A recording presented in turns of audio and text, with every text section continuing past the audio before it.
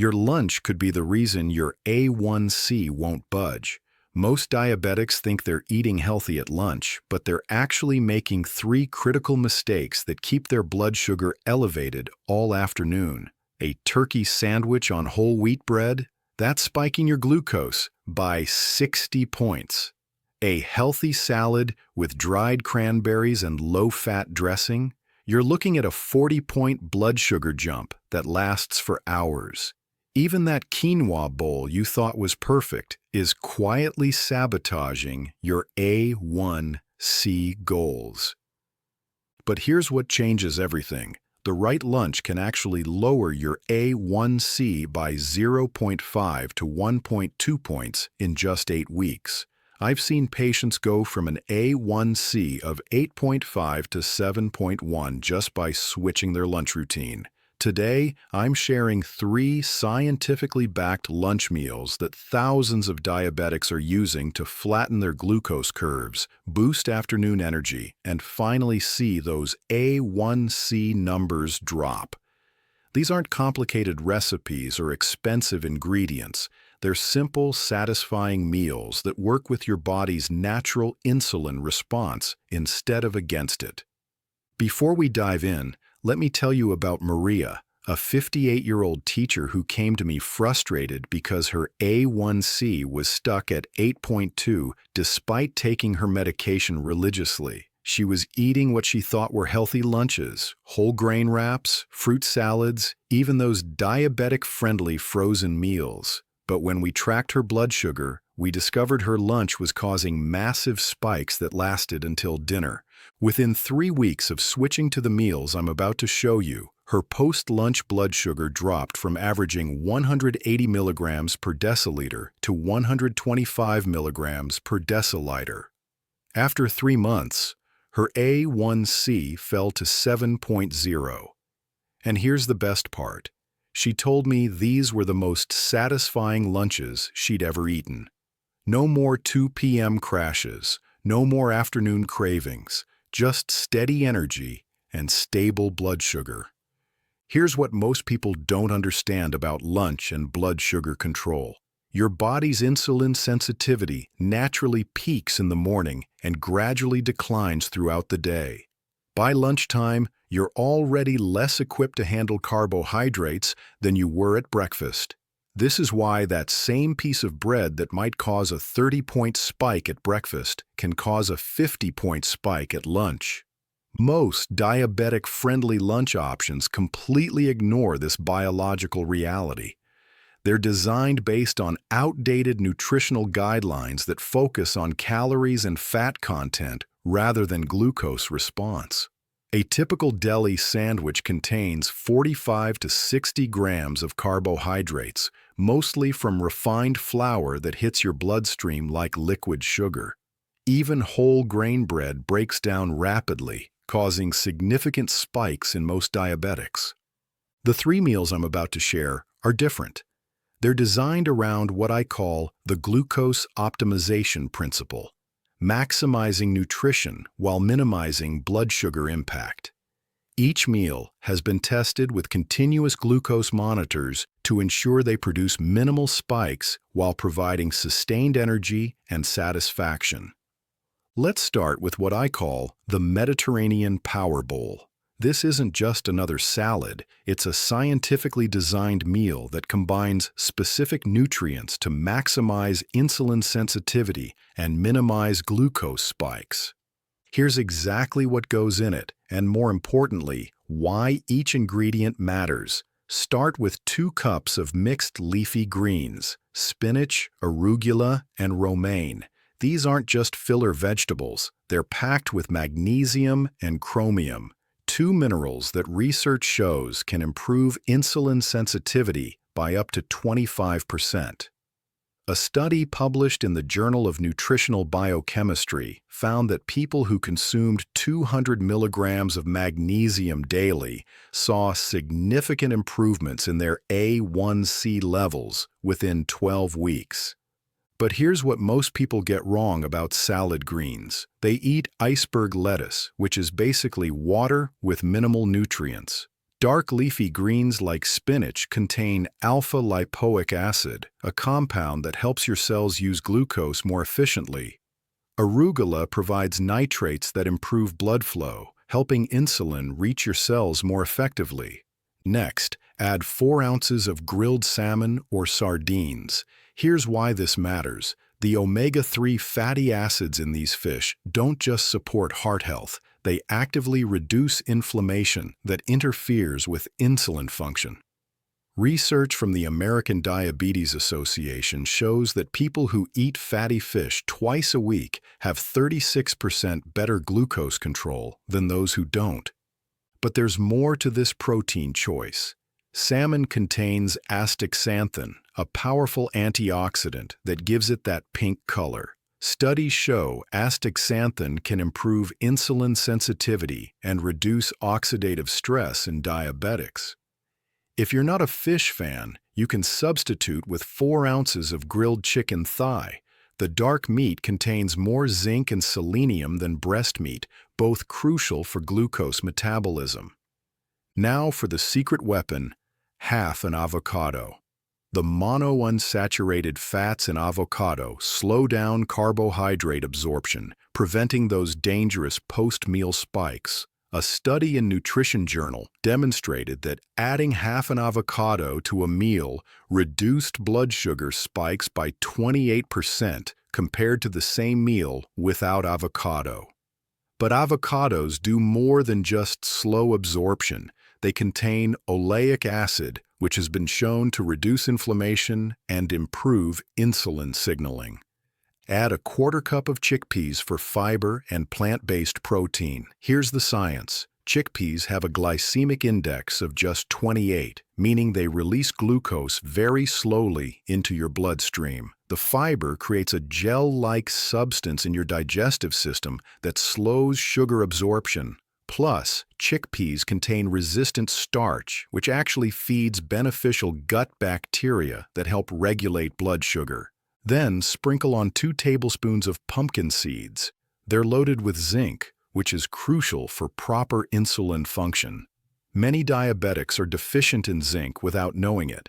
Just 2 tablespoons of pumpkin seeds provide about 20% of your daily zinc needs. For the dressing, mix 2 tablespoons of extra virgin olive oil with 1 tablespoon of apple cider vinegar and a squeeze of lemon. This isn't just for flavor. A study in diabetes care found that consuming 2 tablespoons of apple cider vinegar before meals reduced post-meal blood sugar by 34%. The acetic acid in vinegar slows gastric emptying, meaning food leaves your stomach more slowly, preventing rapid glucose spikes.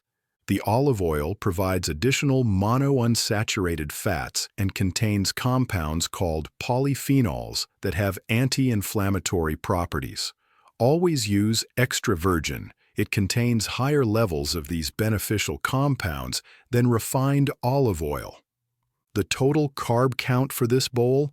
Just 18 grams of net carbs, but with 28 grams of protein and 22 grams of healthy fats. This combination keeps your blood sugar stable for 4 to 6 hours while providing sustained energy without the crash. When I test this meal with continuous glucose monitors, most people see less than a 20-point rise in blood sugar. That's remarkable for a complete, satisfying meal. The second meal is my protein-packed lettuce wrap trio. Traditional wraps and sandwiches are blood sugar disasters, but these lettuce wraps deliver all the satisfaction with 0 glucose spikes. Use large butter lettuce leaves as your wraps. They're sturdy enough to hold filling but contain less than 1 gram of carbs per leaf. Boston lettuce works too, but butter lettuce has a slightly sweet flavor that makes these wraps more satisfying. The key is choosing leaves that are large enough to wrap properly, but not so thick that they overpower the filling. For the protein, you have 3 options, and here's why each one is specifically chosen for A1C control.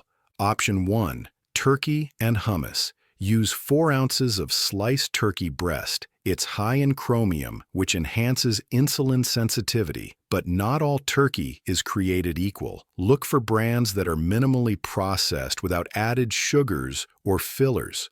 Boar's Head and Applegate are good options.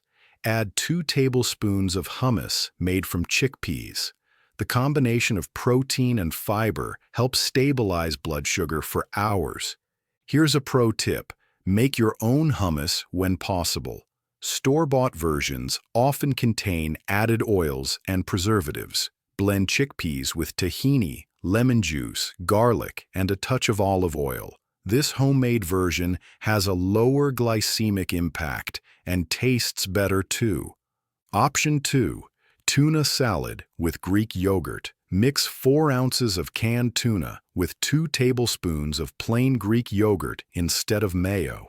Greek yogurt contains probiotics that research shows can improve glucose metabolism. A study in the Journal of Nutritional Science found that people who consumed probiotics daily saw their A1C drop by 0.3 points in 8 weeks. But here's what's crucial: use tuna packed in water, not oil, and choose brands that are low in mercury. Wild Planet and Safe Catch are excellent options. The Greek yogurt should be full fat, not low fat. The fat helps slow digestion and prevents blood sugar spikes, while low-fat versions often contain added sugars. Option 3. Egg salad with avocado. Hard-boil 3 eggs and mash them with half an avocado and a tablespoon of Dijon mustard. Eggs are a complete protein that doesn't raise blood sugar at all, while the avocado provides those crucial monounsaturated fats. This combination is particularly powerful because eggs contain choline, which helps with insulin sensitivity, and the avocado provides potassium, which many diabetics are deficient in. To each wrap, add cucumber slices, bell pepper strips, and shredded carrots for crunch and additional fiber. These vegetables aren't just for texture, they provide important nutrients. Cucumbers contain compounds that may help regulate blood sugar. Bell peppers are rich in vitamin C, which helps reduce oxidative stress, and carrots provide beta-carotene and fiber. Here's how to assemble them properly. Lay the lettuce leaf flat, add your protein mixture in the center, top with vegetables, and roll tightly from the bottom up, tucking in the sides as you go. The total meal gives you 3 wraps with about 12 grams of net carbs, 32 grams of protein, and 18 grams of healthy fats. Here's a pro tip that makes a huge difference.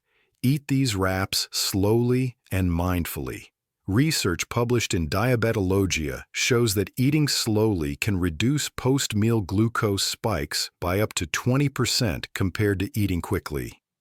Take at least 20 minutes to finish your meal. This gives your body time to register fullness and helps with glucose control. The third meal is a game changer: the Cauliflower Rice Stir-Fry. This meal mimics the satisfaction of a traditional rice dish, but with 90% fewer carbs and ingredients specifically chosen to lower A1C. Start with 2 cups of cauliflower rice. You can buy it pre-made or pulse cauliflower florets in a food processor. Cauliflower contains compounds called glucosinolates that research shows can improve insulin sensitivity and reduce inflammation. But here's the key to making cauliflower rice taste great: don't overcook it. It should be tender but still have a slight bite, similar to al dente pasta. If you're making your own, pulse the cauliflower in short bursts until it resembles rice grains. Don't overprocess or you'll end up with cauliflower mush. You can make a large batch and store it in the refrigerator for up to 5 days. For protein, use 5 ounces of chicken thigh or extra firm tofu. Chicken thigh has more flavor than breast meat and contains more zinc and selenium, minerals crucial for glucose metabolism. The dark meat also has more monounsaturated fats, which help with satiety and blood sugar control.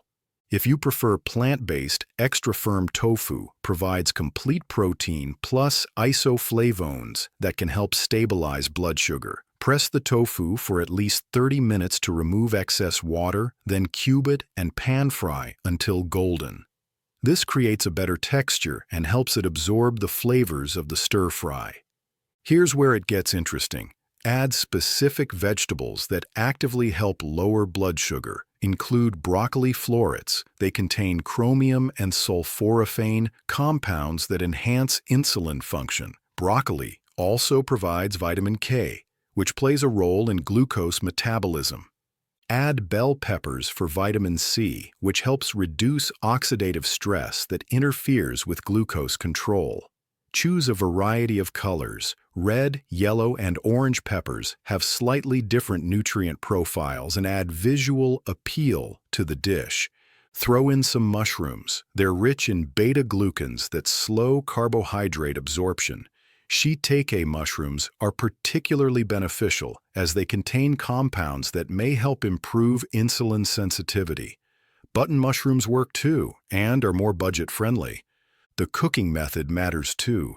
Use 1 tablespoon of coconut oil or avocado oil.